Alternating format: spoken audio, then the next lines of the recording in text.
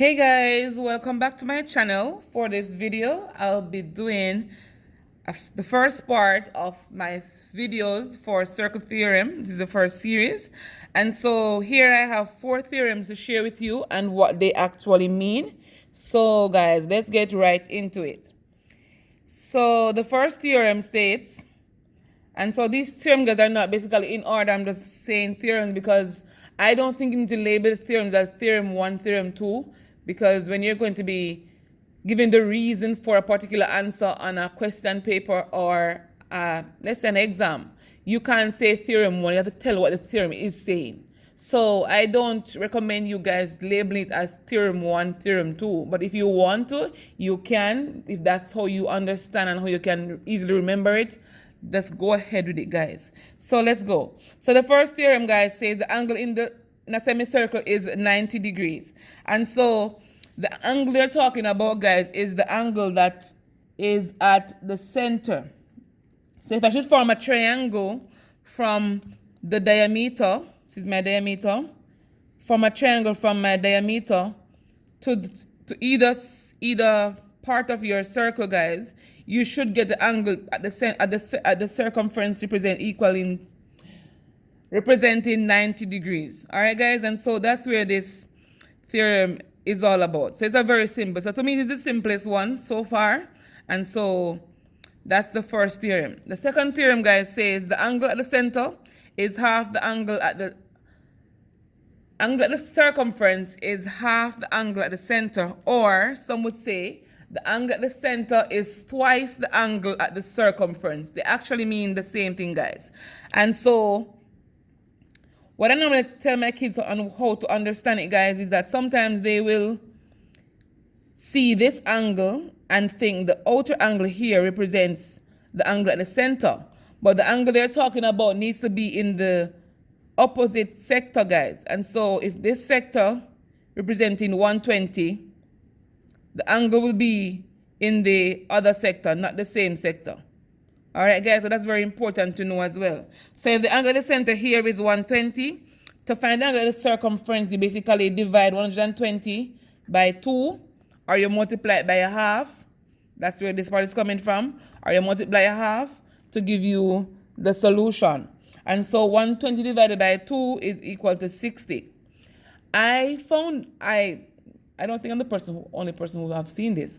But also, this first theorem that says angle in a semicircle equal 90 degrees, guys, I also see that angle in a straight line is equal to 180 degrees. So this angle here is 180, and so the angle at the center is 90.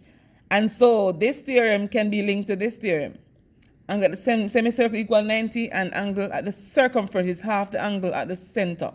And so this times 2, which is 90 times 2, will be equal to 180. And if you divide 180 by 2, you will get 90. So I think these two are coincide, but they're two different theorems, guys. So don't get them mixed up.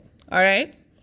The third one I want to speak about is the angle in the same segment formed from the same chord are equal. And so we spoke about the segment. So this region here would be your minor segment. That's your minor segment. And so this region up here would be your major segment. All right, guys? So the chord they're talking about is this baseline here. Remember, a chord has 2 endpoints on the circle, so this region here would be the chord. So once they are formed on the same chord, guys, we say that they are equal. And another theorem would be written. The same theorem could be also said like angle in the same segment standing on the same chord are always equal. So you remember this worded phrase or this one, that's basically mean the same thing, guys. There's no limitation to how you say it, just that you need to explain it properly. And so what they're talking about, guys, is basically this chord here. All right, guys, so these triangles are formed on the same chord. They have the same base. And so let me say base, because the base can be any side, but for now, I'm going to say this is the base. So they can be they form from the same card. That's so they have the same base. And so this angle here is equal to this angle. All right, guys, and that's it for that theorem. The last one I want to speak about is all about cyclic quadrilaterals. And we know quadrilaterals are basically four-sided figures or shapes. And so we say the angles in a cyclic quadrilateral, the opposite angles are equal to 180. Or you want to say add up to 180, give you the same answer. So opposite angles in a cyclic quadrilateral always add up to 180. Opposite angle meaning the angle sitting before the one you're talking about. So if I talk about angle B, the angle opposite to B would be angle D, would be this angle. All right, guys? Some persons some students would normally say it's the angle beside it, but no, that would be like not opposite to it. So opposite to B would be angle D. So if you should add up angle B and angle D, you should get 180 for your answer. If in the case where they gave you angle B, to find angle D, you would say 180, subtract 100 to give you 80. And so you know that angle D would equivalent to 80 degrees. If they gave you angle C to find angle A, again, guys, we know that opposite angles in a cyclic quadrilateral equal to 180. So if this is 110, that has to be 70. One important thing, guys, is to understand that the quadrilateral they're talking about must touch the four sides.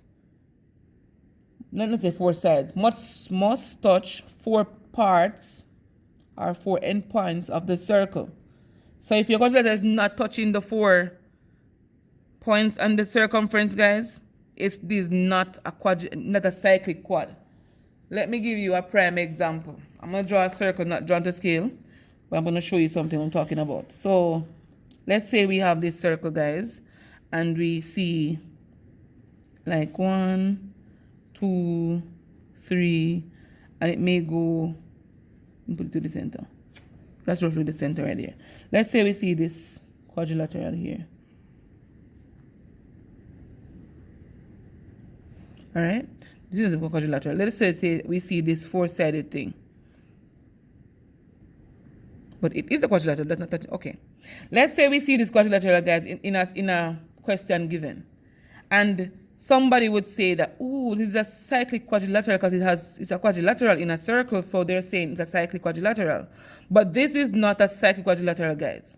All right? So we need to know that it has to touch the 4 parts of the circle. So if I should draw another length on it, or another point touching the circle, this will now be the cyclic quadrilateral. The A, B, C, D, I'm pointing out right here. So this will be the cyclic quadrilateral. But but B, D, and C is not a cyclic quadrilateral. Even though you can identify 4 points, it's not a cyclic quadrilateral, guys. And that's very important for us to know. All right, guys. So it has to touch 4 parts of the circumference of the circle for it to be a cyclic quadrilateral. And that's one misconception I see persons display whenever they're trying to answer a question like this one. All right, guys, I want to say thank you for watching. I will be coming in the next video with the second aspect of circle theorem, and the following video after I'll be giving some questions on how you can approach them. All right, guys, so if you have any questions, feel free to comment in the comment section below. Remember to give me a thumbs up if you like this video, and I want to tell you I really appreciate you watching. All right, guys, I'll see you on the next one.